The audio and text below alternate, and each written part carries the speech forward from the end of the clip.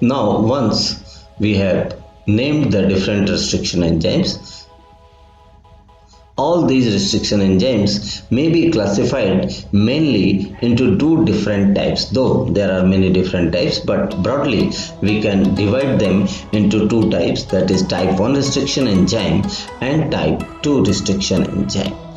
Now first of all we will take the type 1 restriction enzyme. Type 1 restriction enzymes cut the DNA strand about 1000 pairs or more base pairs away from the recognition sequence. Means जहाँ पर recognition sequence present है, suppose this is the DNA sequence and the recognition sequence is present at this location, then the enzyme,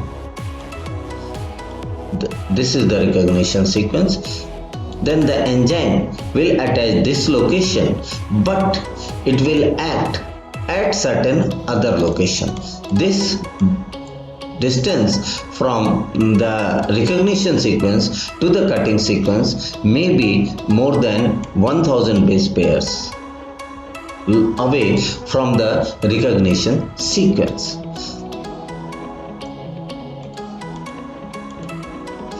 Now this is done by the looping of the DNA around, so the enzyme binds at one place and the cut site is at different place. लेकिन यहाँ पे दिक्कत क्या हो जाती है कि since the exact length of the loop is not constant, कि ये कहाँ पे कट करेगा, कौन से बेस सीक्वेंस को कट करेगा, इट इज नॉट कंफर्म. कहाँ पे डिटरमाइन करेगा ये तो निश्चित है कि किस बेस सीक्वेंस को ये डिटेक्ट करेगा, लेकिन एक्चुअली डीएनए स्ट्रैंड को ये कहाँ कट करेगा, it is not fixed. As a result, since we cannot be assured that what is the DNA sequence which is cut, which is cleaved by this type 1 restriction enzyme, so biotechnology में इसकी role बहुत ही कम है. Now the type 2 restriction enzymes. Type 2 restriction enzymes are very important as far as recombinant DNA technology is concerned, because first of all, they detect the DNA sequence at a specific location and cut. Their cutting site is also within that recognition sequence. Means they cut the DNA sequence at the location where the sequence has been determined. So their cutting site and recognition site are just very close to each other. Means we can easily determine that what is the DNA sequence which has been cut by a particular restriction enzyme. So such sequences are very important for recombinant DNA technology. Now, on the basis of what type of nick they are producing, what type of break they are producing, again these type 2 restriction enzymes has been divided into two groups. The first group is blunt end cut. Means these restriction enzymes cut the DNA strand at a point, means at the same point. Here, if a nick is produced at this location, then at the same location on the other strand the nick will be produced. As a result, the final DNA molecule which we will get will have the exactly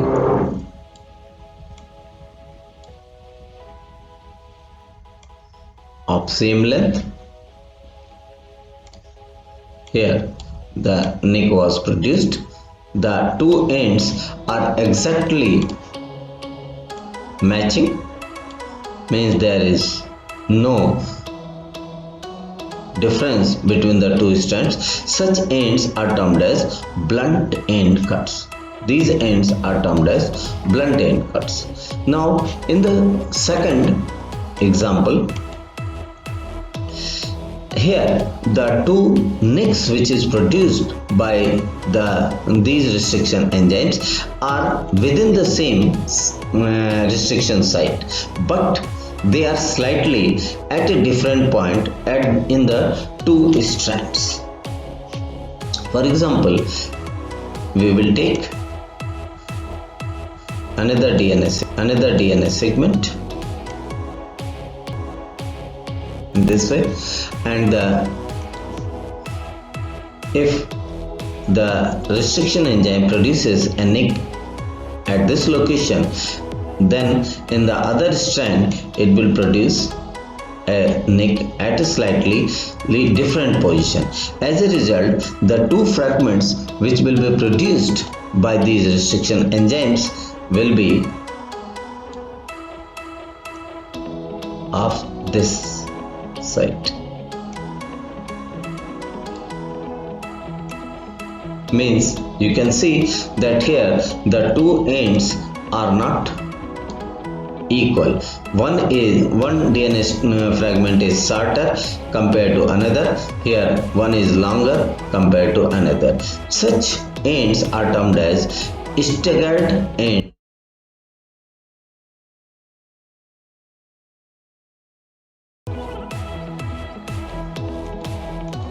Now we will see the same thing in this way.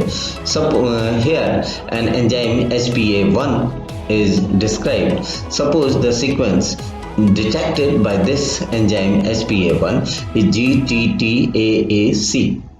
Now this enzyme makes a cut at these two locations. As a result, the two ends of the DNA fragments which will be the result of this cleavage will be exactly parallel to each other, and such ends are termed as blunt end cuts.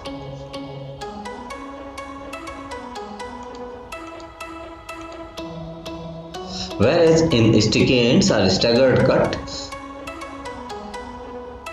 you can easily understand the difference.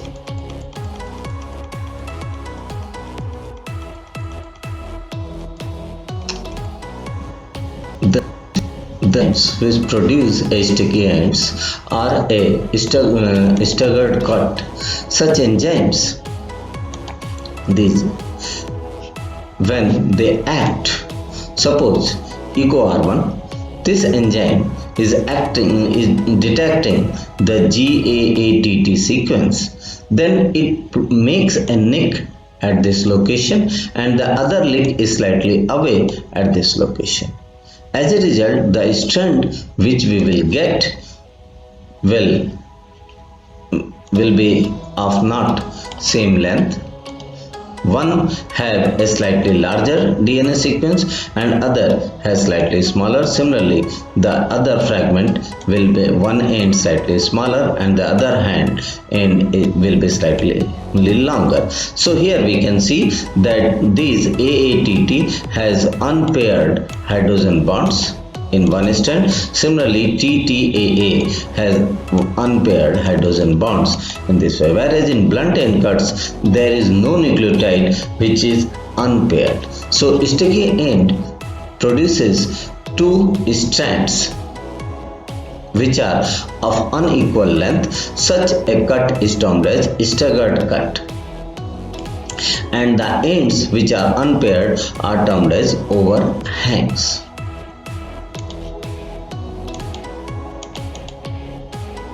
Now the significance of these two different types means blunt end producing restriction enzymes and sticky end restriction enzymes. Now we can see here that the enzymes which produces a blunt end cut, both the strands are of exactly similar length. Now when they are put together in a mixture, then these ends will have a very little chance of getting again attached with each other, get ligated with each other. Whereas if we take the case of the sticky ends or staggered cut and restriction enzymes, here you can say cut by the eco-carbon. Here, since they have the one end is slightly larger and the other end is slightly smaller, similar with the other DNA fragments, both these DNA fragments have certain overhangs, here TTAA and AATTC. Now both these have unpaired hydrogen bonds, and these hydrogen bonds will try to form a hydrogen bond with certain other nucleotides. So they easily get associated with each other, and finally the DNA ligase gets a chance to attach both these DNA sequences. So such DNA sequences which have overhangs or staggered cut have more important role in recombinant DNA technology compared to sequences which have blunt ends, because they cannot be easily joined together. Here if the cut is staggered cut or sticky end, then you can easily see that how easily the hydrogen bonds can be formed, and then DNA ligase will come and ligate such DNA sequences. So they have more chance of getting together, two different DNA strands getting together compared to the blunt end cut DNA strands. Okay.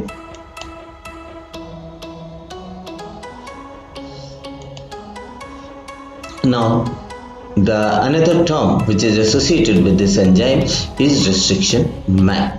A restriction map is a diagram showing the location of cut sites on the DNA of a variety of restriction enzymes.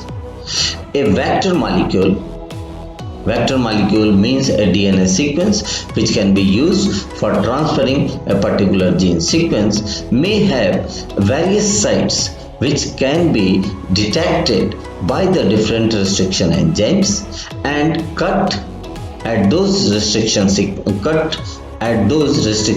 by those enzymes. For example, here in this DNA molecule, in this plasmid, the restriction sites are determined by Hint3, EcoR1, EcoRB, BAMH1.